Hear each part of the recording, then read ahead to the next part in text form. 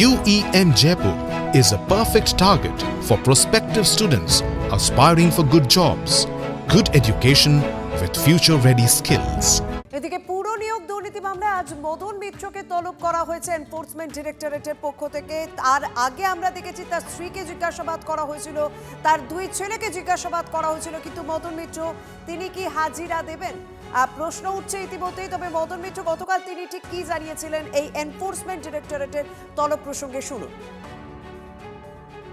একমাত্র আমি ভারতবর্ষের 150 কোটির দেশে আমি প্রথম পঞ্জি এই যে পঞ্জি স্কিম তার সব থেকে প্রথম ভিকটিম ছিলাম আমি 2008 সাল থেকে। এটা 2026।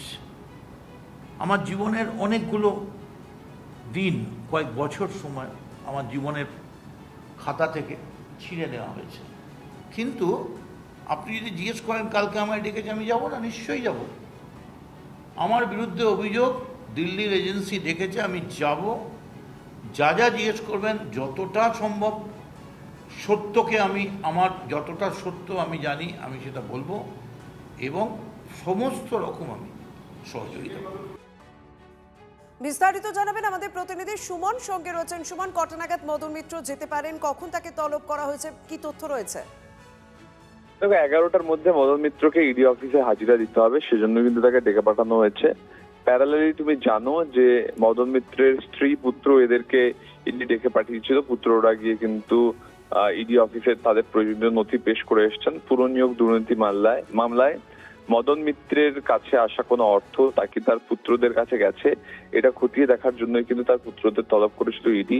আজকে কিন্তু মদন মিত্রকে নথি সহ তলব করা হয়েছে, ব্যাংক অ্যাকাউন্টের স্টেটমেন্ট ইত্যাদি ইত্যাদি, এগুলো কিন্তু তাকে নিয়ে যেতে হবে। এর আগে কিন্তু তার বাড়িতে রেডও চালায় কেন্দ্রীয় তদন্তকারী সংস্থা।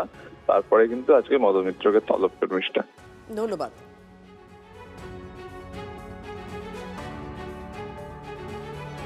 যে যা কর্ম করেছে তার ফল ভোগ করতে হবে। উনি যদি অন্যায় না করে থাকেন ভয়ের কোনো কারণ নেই। আর এই যে অপরিসীম দুর্নীতি পশ্চিমবাংলায় রন্ধ্রে রন্ধ্রে, তার মধ্যে যে যুক্ত থাকবে সবাইকে বিচারের সামনে আসতে হবে।